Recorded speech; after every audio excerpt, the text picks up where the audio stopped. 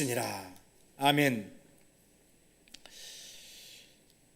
최근 몇 주간 우리가 지금 마태복음 25장에 주님의 비유의 말씀들을 좀 살펴보고 있습니다. 오늘 마지막으로 양과 염소에 대한 비유 말씀을 좀 나눠보려고 합니다. 그런데 여러분, 그 전에 우리가 좀 중요한 사실 하나를 알아야 할 것이 있습니다.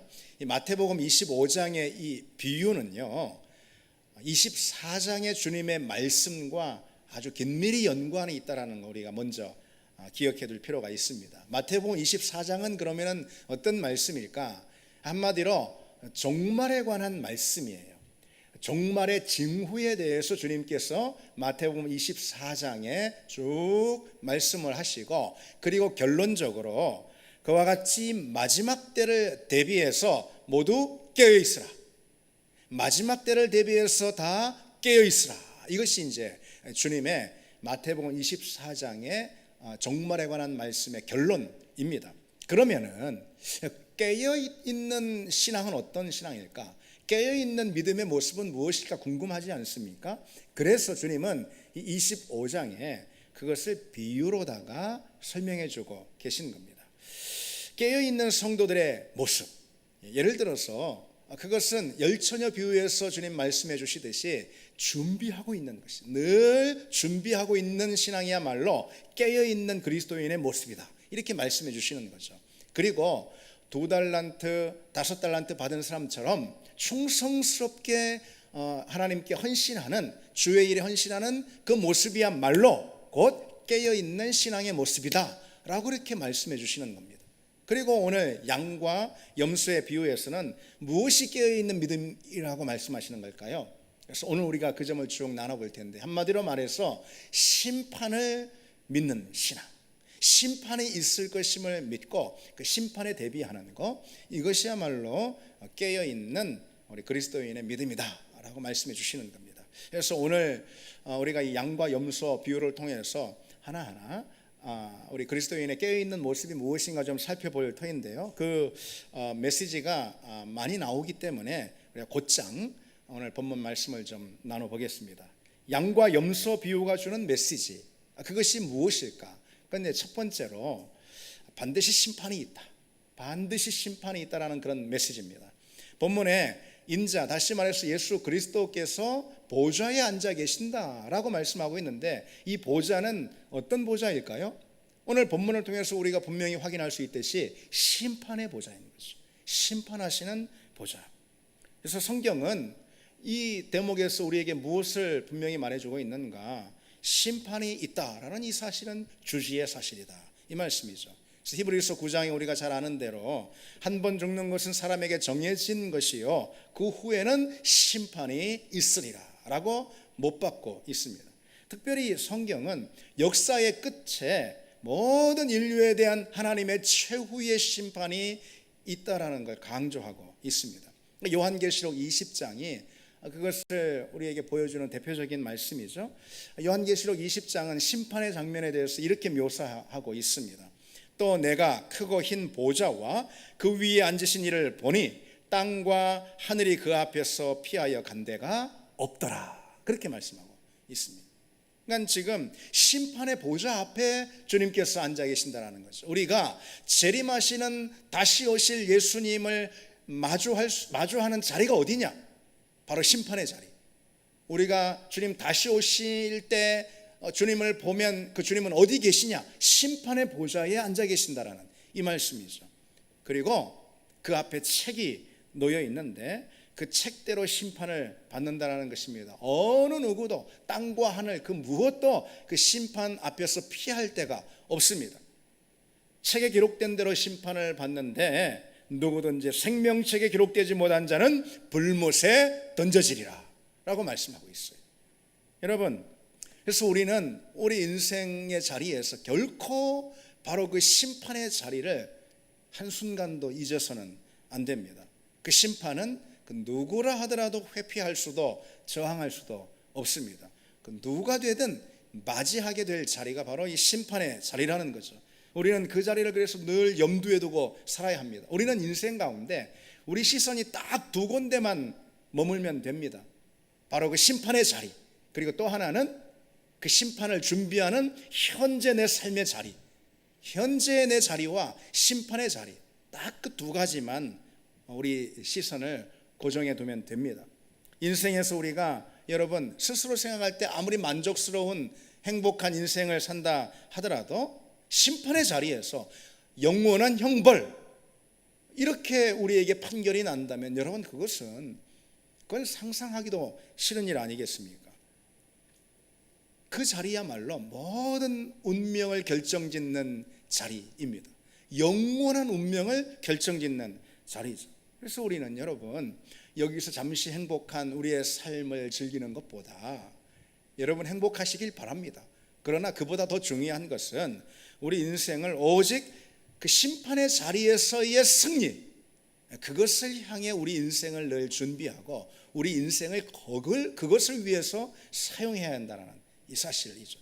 그 사람이 여러분 지혜로운 사람입니다. 그 자리를 위해, 심판의 자리를 위해서 지금 내가 여기서 뭔가 잃어버렸다면, 뭔가 희생했다면, 뭔가 여기서 손실을 받았다면 그 사람은 지혜로운 사람입니다.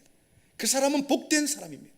내가 여기서 뭐 만족스럽고 성공하고 성취하고 모든 걸 이루고 산다 하더라도 그 심판의 자리에서 형벌로 만약에 결론이 나는 그런 사람이라면 여러분 그것처럼 어리석고 불행한 인생은 없는 거죠.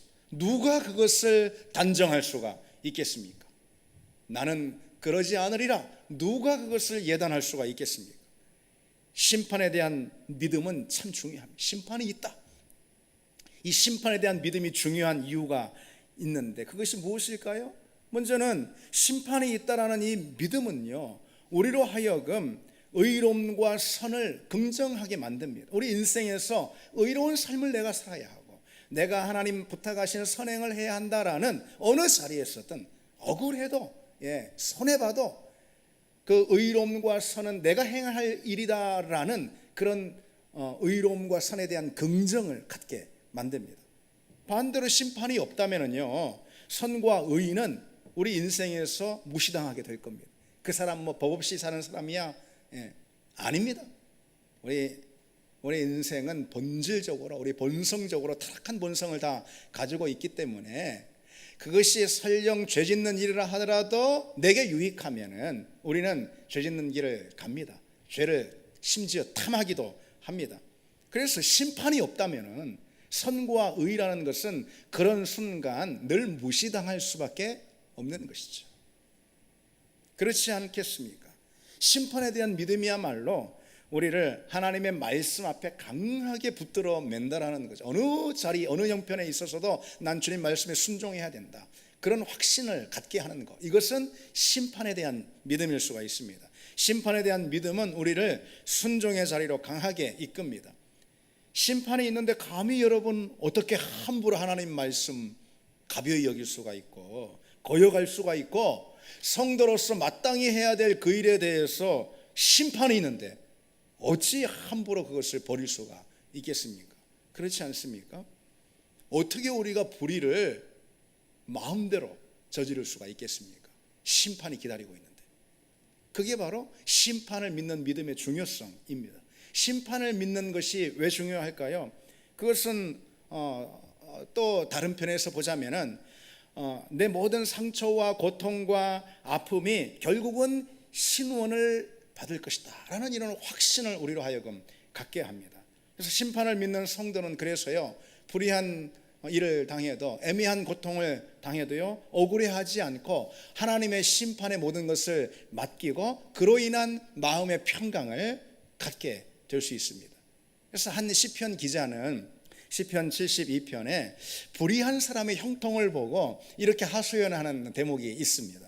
나는 거의 넘어질 뻔하였고 나의 걸음이 미끄러질 뻔하였으니 이는 내가 악인의 형통함을 보고 오만한 자를 질투하였습니다. 악인의 형통을 보고 오만한 자를 질투했다라는 거예요. 하나님을 부인하고 매일같이 악을 밥 먹듯 행하는 사람인데도 아니 늘 형통해. 그의 힘이 늘 강건하고요, 그의 삶에는 재앙도 하나 없네. 의인은 고통을 당할 때 악인은 재앙도 안 받아요. 심지어 죽어도 그 죽음이 고통스럽지를 않네요. 그로 인해서 하나님을 향한 신실한 믿음을 가지고 있었던 의인이 오늘 시편 기자가 실족해서 하마터면 믿음에서 넘어질 뻔했다 라고 그렇게 고백하고 있습니다. 그런데 여러분, 따라서 심판이 없다면 우리는 우리 믿음에서 넘어지고 자빠져 버릴 수밖에 없는 거예요. 심판이 있기 때문에, 하나님의 공의로운 심판이 있다라는 그 믿음 있죠. 그것이 있기에 그와 같은 세상에서, 인생에서의 어떤 불의와 불공평 앞에서도 우리는 묵묵히 하나님 말씀을 여전히 순종하며 나갈 수가 있는 겁니다. 또한 여러분, 심판에 대한 믿음이 필요한 이유, 그것이 무엇일까? 정의가 실현된다라는 그런 소망을 불의 한복판에서도 잃어버리지 않고 갖게 됩니다. 정의는 반드시 실현된다. 여기서 말하는 정의는 여러분, 사람들이 만드는, 세상 사람들이 만드는, 말하는 그런 정의가 아닙니다. 이것은 하나님의 정의인 거예요. 세상이 말하는 정의는 자기들의 정의일 수 있고, 그것은 그저 상대적인 정의일 수가 있기 때문에 그것이 다른 누군가에는 사실 불의가 될 수도 있는 겁니다. 그렇지 않습니까? 기준이 자기가 정한 기준으로, 정의의 기준이, 그러다 보니까 그 정의의 기준이 사실 사람이 정하는 것이라면은 그것이 아무리 바르고 보편타당하다 하더라도 그 사람이 정한 기준은 다 어그러질 수밖에 없고, 그리고 편협할 수밖에 없는 노릇입니다. 그래서 정의로운 질서, 공의로운 그런 기회, 이렇게 한다 하더라도, 그리고 그 정의로운 질서와 아니면은 공정한 기회, 이것을 외치면서 그것을 힘으로 실현하려고 할 때 실은 그것이 다른 누군가에게는 불의가 되고, 그리고 또 폭력이 될 수도 있는 것이죠. 그러니까 누군가가 정의와 공의를 내세우며 힘을 행사할 때 대다수의 다른 사람들은 더욱더 정의에 목말라 하게 될 수가 있는 법입니다. 그러나 여러분, 하나님의 정의는 다르죠. 완전히 절대적인 정의, 온전한 정의, 그 누구도 불복할 수 없는 그런 정의, 그것이 하나님의 정의인 줄 믿습니다. 그 정의는 언제 마침내 실현되느냐? 주님의 오심을 통해서 심판의 때에 마침내 그 정의는 반드시 실현된다. 그러니 여러분, 우리는 정의의 실현, 이것을 소망하는 사람이라면 누구든 심판을 믿어야 하는 것입니다. 심판을 우리는 믿습니다. 여러분 생각해 보십시오. 법이라는 걸 생각해 보세요. 질서라는 걸 생각해 보세요. 법이 있는데 법에 의한 판결과 심판은 전혀 없다고 한번 해보십시오. 그 법은 어떻습니까? 비웃음의 대상이 될 뿐일 것입니다. 질서가 있는데 질서에 따른 심판이 없어요. 그러면 그 질서는 누구에게나 무시당하고 말 것입니다. 그런데 하나님의 법과 질서가 꼭 그와 같은 상황이 아닌가 생각해 봅니다. 여러분, 사람들이 왜 하나님을 우습게 여깁니까? 세상 사람들이. 아니, 우리 교인들, 그리스도인들조차도 왜 하나님의 말씀을 가벼이 여깁니까? 심판이 없다라고 생각하니까, 은연중 생각하니까 그렇습니다. 심판을 믿지 않고 있기 때문에 그런 것이죠. 심판을 믿는다면 어찌 하나님을 우습게 여기고, 우리 그리스도인들 같은 경우는 어찌 하나님의 말씀을 가벼이 여길 수가 있겠습니까?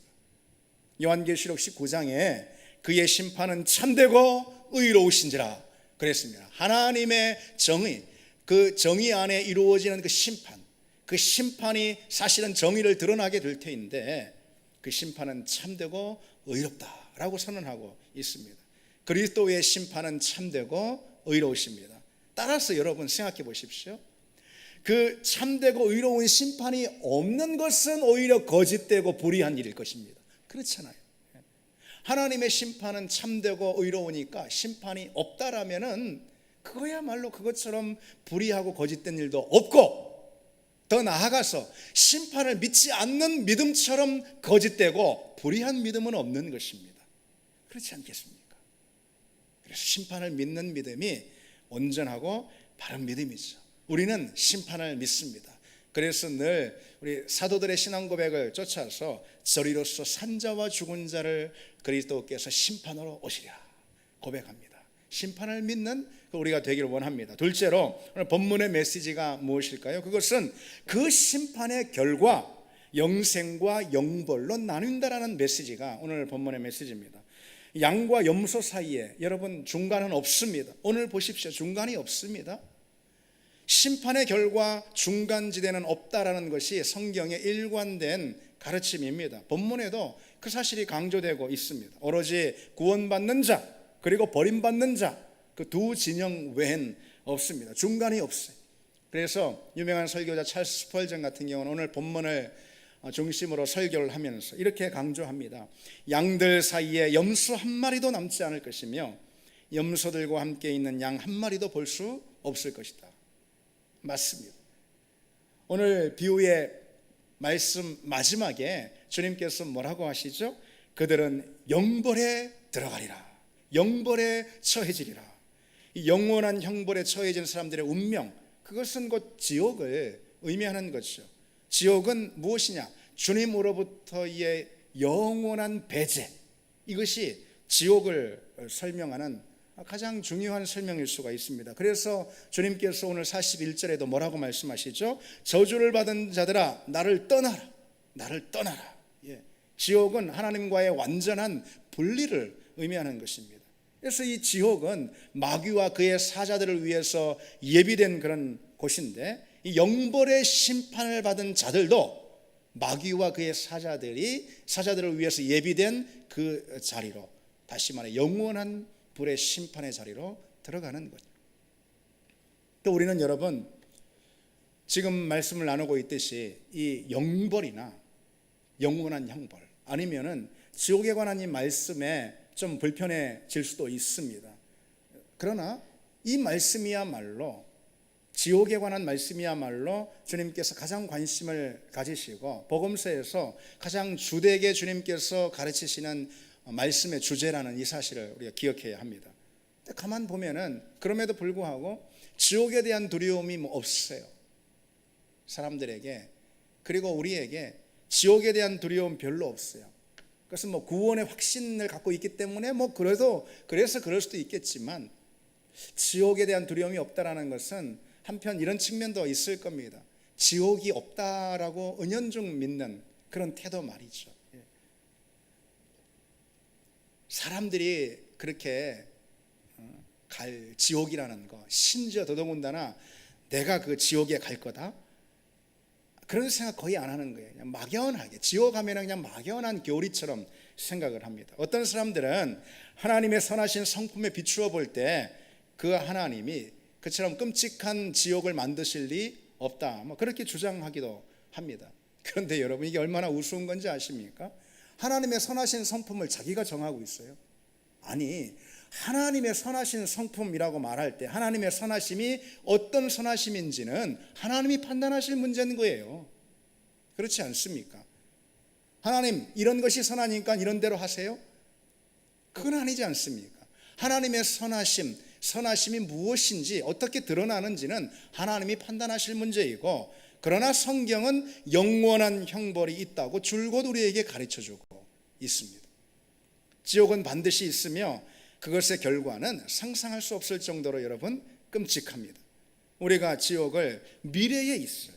미래 모두에게 누군가라도 예외 없이 닥칠 수도 있는 그런 하나의 길로 지옥을 진지하게 받아들일 때, 그때 비로소 그 사람만이 온전하게 주님의 말씀에 순종하는 거듭난 그리스도인의 삶을 살 수가 있습니다. 가만 보면은 교회 사이의 자료들을 보면은요, 우리 믿음의 선배들은 지옥에 대한 두려움을 그토록 마음에 굉장히 부담으로 갖고 있었던 걸 볼 수가 있습니다. 그런 기록들이 참 많습니다. 그 사람들이, 우리 믿음의 선배들이 우리보다 신앙생활 잘하지 못해서 그랬을까요? 아니면은 믿음으로 구원을 받는다, 이신칭의에 대한 그런 확신이 없어서 그럴까요? 하나님의 은혜에 대한 확신이 없어서 그럴까요? 아닙니다. 우리보다 신앙생활 더 반듯하게 하고요, 더 충실하게 하고요, 그리고 물론 믿음으로 구원을 받는다, 우리의 구원은 은혜로 주어진다라는 이 믿음 역시 이들에게 분명히 있었습니다. 그럼에도 불구하고 이들은 덜 지옥에 또는 심판에 대한 두려움을 갖고 있었습니다. 거룩한 두려움이죠. 왜요? 성경이 지옥과 심판을 우리에게 가르쳐주고 있기 때문에 그런 거죠. 사람들은 흔히 천국과 지옥처럼 이렇게 영원한 두 진영으로 갈라지는 그런 일은 없을 거다라고 막연하게 생각합니다. 성경은 그렇게 가르치고 있지 않은데 막연하게 생각한단 말이죠. 그런 신자들이 있다면 제가 장담하건대 절대로 믿음 생활 온전히 할 수가 없을 겁니다. 뿐만 아니라 그런 사람들은요, 십자가가 인류에게 미친 결정적인 영향에 대해서 간과해버리는 그런 사람일 수가 있습니다. 왜냐하면 지옥의 심판을 면하게 한 은혜야말로 십자가가 우리에게 가져온 가장 중요한 선물일 수 있기 때문에 그렇습니다. 그러니 지옥의 심판에 대한 두려움, 이것을 가벼운 것으로 치부해버리는 사람들은 분명 그 사람은 예수 그리스도도 그분의 십자가와 구원도 가벼이 여기는 사람일 수 있습니다. 그렇기 때문에 여러분, 사실 마귀의 활동이 거기에 다 초점이 맞춰져 있을 수 있습니다. 마귀는 우리가 영원한 형벌과 지옥을 부정하도록 자꾸 부추긴다 이거죠. 그것으로 인해서 불신자들이라면은 두려움 없이 그리스도 십자가를 부인해 버리고요. 그리고 그리스도인들이라면은 복음을 전하고자 하는 우리의 강렬한 열정과 절박함을 그로 인해서 빼앗겨 버릴 수가 있습니다. 천국과 지옥이 있다면은 복음을 전하고자 하는 간절한 절박함이 우리에게 있을 수밖에 없겠죠. 무엇보다도 여러분, 지옥에 대한 불신만큼 실로 우리 신앙을 약화시키는 그런 태도도 없다라는 걸 기억해야 합니다. 우리 신앙이 왜 이렇게 약화됐을까요? 왜 이렇게 무능해졌을까요? 우리 신앙이 왜 이렇게 건조해지고 왜 이렇게 늘 침체 가운데 있을까요? 그중 중요한 원인 하나가 뭐냐? 지옥 또는 천국에 대한 믿음이 없기 때문에 그렇습니다. 지옥을 믿는 사람이 천국도 또 십자가의 능력도 믿는 법입니다. 어떻게 해요? 더 뜨겁게 믿는 법입니다. 심판의 자리는 영벌과 영생의 갈림길이 된다라는 이 사실을 여러분, 우리는 꼭 기억해야 합니다. 그것이 진정한 그리스도인입니다. 세 번째로 오늘 본문의 메시지가 무엇일까? 그것은요, 진정 거듭난 성도라면은 순종으로 그 믿음을 증명하는 법이다라는 메시지가 오늘 본문에 있습니다. 이건 사실 제가 마태복음 25장을 통해서 누누이 강조하고 있는 대목이기도 합니다. 행함으로 성도가 되는가? 행함으로 그리스도인이 되는 것은 아닙니다. 오히려 그리스도인이라면은 행하게 됩니다. 그리스도인이라면은 순종하게 된다는 거죠. 오늘 본문을 얼핏 보면은 그저 오늘 본문의 내용이 가난하고 궁핍한 이웃들을 돕는 선행을 하면은 양의 편에 서게 될 것이다 라고 그렇게 보이는데, 그러나 좀 더 주의 깊게 보면은 그런 말씀이 아님을 우리가 알 수 있습니다. 오른편에 있는 의인들을 향해서 주님이 뭐라고 부르실까요? 복받을 자들이라고 칭하시는데 이 단어는 완료형으로 되어 있습니다. 그건 뭘 의미하는 거냐면은 이미 복을 받기로 예정이 된 주님의 자녀들이라는 그런 뜻입니다. 그리고 왼편에 서 있는 자들을 향해서 저주를 받은 자들이라 이렇게 칭하고 있는데 역시 완료형으로 되어 있습니다. 이미 저주를 받은 하나님과 관계없는 그런 자들이다라는 이런 뜻이죠. 그러면 여러분, 이것이 무슨 의미가 있다라는 걸까요? 하나님의 자녀들은 의로운 행위로 그가 자녀임을 드러내는 법이다라는 이 말씀이에요. 그것이 결과인 거예요. 하나님의 자녀라면은, 그가 진정 거듭난 믿음을 가진 사람이라면은 의로운 행위로, 순종의 행위로 그 믿음을 드러낸다. 그리고 불의한 자들은 불의한 행위로 그가 그러한 자임을 드러낸다라는 그런 말씀이에요. 여기서 우리는 우선요, 나는 주님의 자녀임을 확신해야 합니다. 여러분 다 주님의 자녀, 거듭난 주님의 백성임을 믿습니다. 그래서 결코 그것을 의심해서는 안 됩니다. 그런데 분명한 사실 하나 또 우리가 더 기억해야 하는 것이 있는 거예요. 진정 우리가 그렇게 거듭난 성도라면은 순종과 실천으로 우리가 그와 같은 거듭난 믿음을 가지고 있다라는 것을 증거한다라는 겁니다. 여러분, 이게 참 중요합니다. 반복하지만요, 행위로 의롭다함 받는 게 아니에요. 구원받는 게 아니에요. 행위로. 구원은 믿음으로 받고 그 믿음은 은혜로 주어지는 선물입니다. 다만 분명한 사실은 행함이야말로 우리가 주님을 진정으로 믿고 사랑한다라는 가장 뚜렷한 증거라는 이 사실, 그걸 우리가 기억해야 합니다. 거듭난 믿음을 가진 진짜 그리스도인들은 행한다, 순종한다. 그 순종을 통해서 그가 거듭난 주님의 자녀라는 것을 확인할 수가 있다는 거예요. 마태복음 25장, 아니 성경 전체에서 그 점을 강조하고 있습니다. 거듭난 그리스도인이라면 순종과 행함으로 그 신분을 드러냅니다. 거듭나지 않은 그런 그리스도인들 역시 그 신분을 드러내는데 무엇으로? 그의 불순종을 통해서 그의 신분을 드러냅니다. 순종은 진정한 성도가 자신의 신분을 드러내는 필연적인 방식입니다. 불순종 역시 거짓 그리스도인들이, 무림한 그리스도인들이 자신의 신분을 드러내는 자연스러운 태도입니다. 그래서 여러분, 우리가 이 사실을 잊으면 안 됩니다. 이 사실 잊으면 안 됩니다. 우리의 생명이 거기에 걸려 있기 때문에 그렇습니다. 그래서 우리 모두 그러나 거듭난 성도임을 믿습니다. 따라서 여러분, 모든 삶의 자리에서 그 믿음을 순종과 실천으로 드러낼 수 있는 우리가 되길 바랍니다. 넷째로 오늘 본문의 메시지가 무엇일까요? 지금 그와 같은 순종과 행함에 대해서 말씀을 나눴잖아요. 그런데 그 순종은 무엇보다도 믿음의 형제들을 섬기는 선행을 의미한다라는 거예요. 그것이 오늘 본문의 메시지입니다. 자, 오늘 본문에서 주님과 동일시되고 있는 존재들이 있습니다. 누구일까요? 어떻게 표현될까요? 내 형제 중에 지극히 작은 자. 이게 이제 주님과 동일시되고 있습니다. 그들은 주님과 같다 이런 거죠. 그런데 여기서 이 주님과 동일시되고 있는 그 내 형제 중에 지극히 작은 자가 누구를 가리키는 것일까? 누구를 가리키는 지시대명사일까? 요걸 아는 것이 중요하겠죠. 우선은 이제 교회 성경을 해석하는 역사 가운데 이런 큰 두 줄기가 있었습니다. 첫 번째는 우리가 흔히 생각하듯이 그 사람은 누구냐? 굶주리고 불쌍한 우리 이웃들이다라는 그런 견해가 있습니다. 13세기 수도사인 아시시의 프란치스라고 있습니다. 이 사람의 이야기를 통해서 그 점을 대표적으로 이렇게 설명을 하곤 합니다.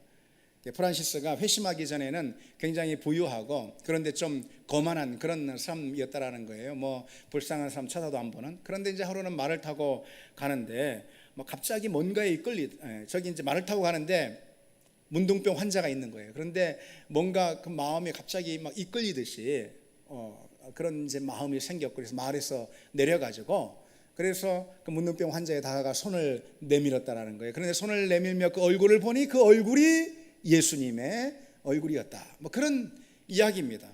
여기서 이제 뭘 우리에게 말해주는 거죠? 내 형제 중에 지극히 작은 자, 그에게 선행을 베풀어야 하는데 어쨌든 이 사람이 누구냐? 우리 주변의 이웃을 가리킨다라는 그런 이야기죠. 내 형제 중에 지극히 작은 자, 주님과 동일시되고 있는 그 사람이 만약 우리 주변의 이웃들이라면은 우리는 우리 주변의 이웃들, 특별히 약한 이웃들을 돌보고 섬겨야 하는 것, 이것은 참 마땅한 일입니다. 그것은 그들을 위하기 전에 우리 자신의 믿음을 위해서 하는 행위인 거죠. 주님은 당신을 그들과 동일시하고 있기 때문에 그렇습니다. 그래서 코로나 시대를 우리가 지내면서 약한 사람들이 참 많이 있습니다. 특히 소상공인들, 참 여러분 우리가 말하지 않아도 다 들어서 아실 겁니다. 얼마나 힘들고 얼마나 정말 깊은 고통과 인생의 절벽 가운데 그들이 처해 있는지 우리가 압니다. 그들에게 우리 마음을 두고 우리 시선을 그들에게 두고 성경 말씀 그대로 우는 자들과 함께 울라 말씀하셨는데, 이럴 때 우리가 손 내미는 그런 믿음을 가져야 하겠죠. 그러나 여러분, 오늘 본문에 내 형제 중에 지극히 작은 자라는 것은 그처럼 세상의 이웃들보다는 사실은 주님의 제자, 다시 말해서 교회의 한 형제 자매라는 것을 알아야 합니다. 실은 그렇게 보는 것이 더 맞습니다. 왜냐하면 복음서에서 예수님이 형제들이라고 표현하는 대목이 많이 있는데, 예수님이 형제들이라고 말할 땐 줄곧 그것은 예수님의 제자를 표현하는, 예수님의 제자 그룹을 지시하는 그런 표현이었습니다. 특히나 오늘 본문의 이 마태복음이잖아요. 마태복음 전체에서 이 형제라는 이 표현이 사용된 용례를 살펴보면은 이것은 다 예수님의 제자, 다시 말해서 교회의 모든 성도들을 언제나 의미했습니다. 그렇다고 해서 성경이 그러면은 세상의 이웃들에 대해 관심 갖지 말라, 그런 말씀은 아니겠죠, 여러분. 성경은 그들에게 항상 관심을 가지라 말씀해주고 있고, 구약 성경 같은 경우는 이방인들을 돌보는 그 돌봄이 얼마나 중요한가 우리에게 가르쳐주고 있죠. 그런데 적어도 오늘 본문에 있어서만큼은, 오늘 본문에 있어서는 형제가 곧 교회의 성도들이라는 것을 우리는 알아야 할 겁니다. 자, 그럼 여러분 생각해 보십시오. 이제 오늘 본문은 나와 주님의 관계가 실은 나와 형제들의 관계에 달려 있음을 말씀해 주는 거예요. 그렇죠? 내 형제 중에 지극히 작은 자, 이것이 교회 안에 있는 형제 자매를 의미하는 것이고, 그 형제들과 주님은 서로 동일시하고 있습니다. 따라서 나와 주님의 관계가 나와 형제들 간의 관계에 달려 있음을 오늘 본문은 우리에게 가르쳐주고 있습니다. 여러분, 이 장면을 한번 떠올려 보십시오. 다메섹으로 올라가는 바울 말이죠. 예수님께서 다메섹으로 올라가는 바울을 향해서 뭐라고 말씀하십니까? 사울아 사울아, 내가 어찌하여 나를 박해하느냐, 그렇게 말씀하십니다. 사울은 교회 성도들, 그리스도인들을 당시 박해했습니다. 그런데 주님은 그것을 당신을 향한 박해로 받아들이시고, 사울아 사울아 어찌하여 네가 나를 박해하느냐라고 말씀하시죠. 참 이것이 무서운 대목입니다. 우리가 서로 미워하면은, 우리가 한 교회 안에 한 그리스도인들 가운데 서로를 미워하고 다투면은, 그러면은 그건 주님을 미워하는 행위와 같다라는 의미이기 때문에 그렇죠. 나 때문에 내 곁에 형제들이 자매들이 눈물을 흘린다면은 그것은 곧 내가 주님의 마음을 찢는 행위와 같다라는 걸 의미하잖아요. 그러니 이것은 무서운 말씀이 될 수 있는 거예요. 주님께서 당신을 우리 교회의 한 형제 자매들과 동일시하고 있다라는 이 말씀은 우리에게 어쩜 무서운 말씀으로 다가올 수 있다라는 이런 이야기입니다. 바울은 다행스럽게도 회심의 자리에서 사울아 사울아 네가 어찌하여 나를 박해하느냐라는 주님의 말씀을 들어서 다행이지만, 만약 우리 중 누가 심판의 자리에서, 다시는 번복할 수 없는 또 새로운 기회도 없는 심판의 자리에서 네가 어찌 나를 박해했느냐라고 듣는다면, 그것처럼 여러분 끔찍하고 불행한 일은 없지 않겠습니까? 그런데 여러분, 한편 그래서 주님이 우리 형제들과 당신을 동일시하는 것이 우리에게 무서운 말씀이 될 수도 있지만, 한편 이것은요 우리 가슴을 뛰게 하는 말씀이 될 수가 있습니다. 왜요? 우리가 서로 사랑하면은 그게 곧 주님을 사랑하는 것이 되니까, 우리가 서로 섬기면은 그게 곧 주님을 섬기는 일이 되니까 그런 거 아니겠습니까? 만약 여러분 여기 중에서 주님을 직접 섬길 수 있는 기회가, 주님을 직접 마주보고 섬길 수 있는 기회가 주어진다면은 어떤 일이 있다 하도 다 제쳐놓고 제가 할게요 하고 달려가지 않을 사람 여기 누가 있겠습니까? 그렇지 않습니까? 그런데 내 곁에 있는 형제 자매들을 섬기면 그것이 곧 주님을 섬기는 일과 같다라는 거죠. 여러분 실망하셨습니까? 그렇지 않죠? 이 말씀은 뭘 의미하는 거냐면, 우리에게 믿음의 실천이 얼마나 선명한가 우리에게 말씀해 주는 거예요. 하나님을 사랑하라, 하나님께 헌신하라, 하나님을 섬기라, 하나님께 충성스러워하라. 물론 그 말씀도 선명한데, 하나님을 사랑하고 하나님을 섬기는 것이 무엇이냐? 가까이 있는 네 형제를 섬기면 그것이 곧 나를 향한 행위다라고 말씀해 주셨다면은, 여러분 우리의 믿음의 실천이 얼마나 선명해지는 것이겠습니까? 그렇죠. 주님을 사랑하는 것이 얼마나 손에 잡힐 듯 분명해 보이는 것 아니겠습니까? 어려울 것이 하나 없어요. 막연한 것이 하나, 신앙생활 막연한 것이 하나도 없습니다. 내 곁에 있는 형제들을 섬기면 되는 것이죠. 그래서 여러분 상상해 보십시오. 우리가 심판대에 섰는데 주님께서 우리를 오른편에 양의 자리에 세우시면서, 얘야 내가 네 사랑을 너무도 많이 받았다. 너 어쩜 그렇게 날 많이 사랑했니? 라는 말씀을, 칭찬을 내게 하시는 장면을 여러분 그려보십시오. 우리가 믿음의 자리 가운데 우리 주변의 형제들, 더 나아가서 우리 주변에 믿지 않는 이웃들까지도 우리가 사랑하고 그들을 섬기고 그들에게 행한 우리의 모든 일들은 주님께서 단 하나도 놓치지 않고 주님을 향한 것으로 계산하실 줄 믿습니다. 그럼 우리가 되기를 바랍니다. 다섯 번째 한번 보시겠습니다. 오늘 본문의 메시지가 무엇일까? 심판의 결과가 기대한 것과는 사뭇 달라서 모두가 놀라게 되는 일이 있을 거다라는 메시지가 오늘 본문에 있습니다. 본문을 보십시오. 양이든 염소든요, 자신이 그런 판결을 받을 줄 전혀 모르고 있잖아요. 그렇죠? 그래서 오른편에 선 사람들은 왜 자기가 거기 서 있는지 의아해하고요, 또 한편 왼편에 서 있는 사람들 역시 왜 자기들이 거기 서 있는지 모르겠다며 따지고 있지 않습니까?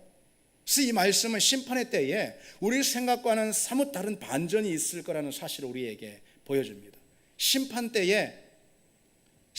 때에 보잘것없고 비천하게 여겨지는 사람들이 주님의 환대를 받는 일이 있을 것입니다.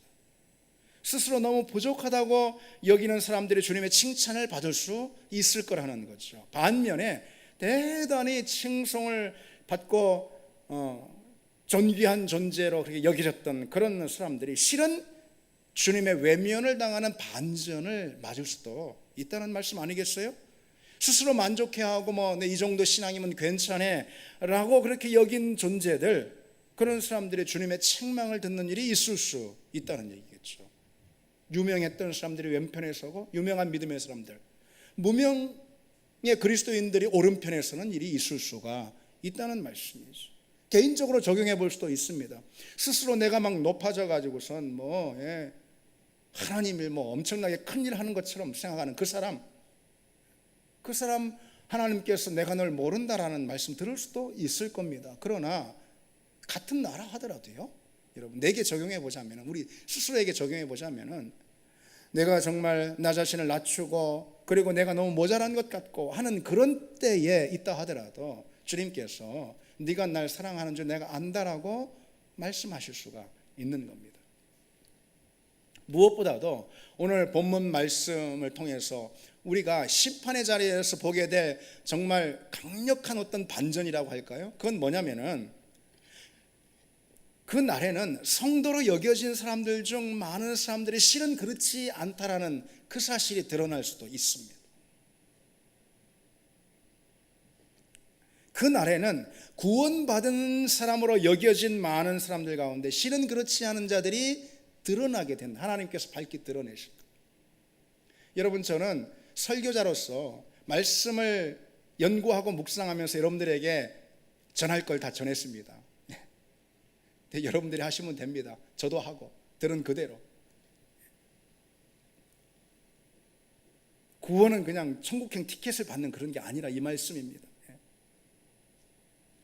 그래서 우리는 누구도 자신할 수가 없어요. 물론 구원의 확신은 의심 없이 다 가져야 합니다. 그러나 확신하는 것과 당연시 여기는 것은 전혀 다른 문제죠. 바울을 보십시오. 복음을 전하고 내가 오히려 버림을 받을까 두려워한다라고 말씀하고 있잖아요.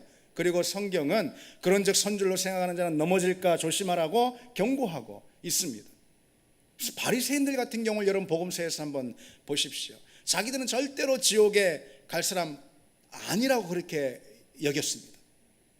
그런데 흥미로운 점은요, 예수님은 바리새인들이 저건 지옥에 갈 종자들이라 라고 늘 비난했던 그런 세리와 창기들에 대해서는 늘 은혜의 말씀을 전해주셨고, 반면에 자기들은 천국 한복판을 차지하고 있다라고 여겼던 그 바리새인들을 향해서는 화 있을진저라고 강하게 책망하셨어요. 복음서를 보면은 지옥에 대한 예수님의 경고가 늘 누구를 향해 있었냐면은, 천국은 내 자리야 라고 안일하게 여겼던 사람들을 향해 지옥에 대한 경고의 말씀이 주어졌습니다. 안일한 태도는 금물인데, 여러분 우리가 신앙생활을 하다 보니 저나 여러분들이나 다 가장 쉽게 빠질 수 있는 자리가 안일함일 수가 있습니다. 심판의 자리에는 사뭇 다른 반전이 목격될 거라는 이 사실, 이것을 통해서 우리는 두렵고 떨림의 믿음을 늘 가져야 합니다. 자, 마지막 하나 더 보시겠습니다. 오늘 본문이 주는 메시지가 무엇일까? 심판이라는 것은요, 악을 행하는 죄에 대해서뿐만 아니라 의를 행하지 않는 죄에 대해서 이 심판이 주어지고 있다는 이 메시지가 있습니다. 본문에서 심판을 받는 이유가 뭐예요? 오늘 본문을 가만 보십시오. 심판을 받는 이유가 뭡니까? 저주를 받은 자들, 그래서 영원한 불에 떨어진 자들은 다 하나같이 뭔가 적극적인 악을 시도했다고 그렇게 심판받고 있는 것이 아닙니다. 의를 행하지 않아서 심판을 받습니다. 사실 마태복음 25장 세 비유 모두가 다 일관되게 그 점을 다 강조하고 있는 것이죠. 오늘 본문을 보십시오. 염소의 진영에 있는 사람들은 어떤 큰 범죄를 행했다고 영원한 형벌을 선고받는 게 아닙니다. 그들은 작고 소소한 선행을 무시했기 때문에 그와 같은 심판의 자리에 있습니다. 그렇기 때문에 주님이 오셔서 우리를 심판하실 때 모두가 다 깜짝 놀라는 일이 있을 수가 있습니다. 악한 무엇인가를 적극적으로 행했기 때문에 저주와 심판을 받는 것이 아닙니다. 그건 당연한 것이고, 그것은 아무것도 하지 않아서 저주와 심판을 받는 거예요. 순종하지 않아서, 주님의 명령을 따르지 않아서 심판을 받는 이유가 거기에 있습니다. 그러니까 주님은 지금 뭘 말씀하시는 거냐면은 뭔가 적극적인 악을 행함으로 짓는 그런 죄, 이거를 sense of commission이라고 합니다. 그런 죄에 대해서 말씀하시는 것이 아니고 다만 행하지 않음의 죄, 이것을 sense of omission이라고 합니다. 뭔가 선을 누락시킨 거, 빼먹은 거, 행하지 않는 그런 죄, 이 점에 대해서 주님은 강조하고 계시는 거죠. 죄를 범치 않는 것, 악을 행하지 않는 것, 다투거나 싸우지 않는 그런 태도, 거기에만 머무를 때 우리는 그냥 종교인이 되는 겁니다. 믿음은 그처럼 소극적인 무엇인가 금하는 그런 금지율의 믿음이 있지 않습니다.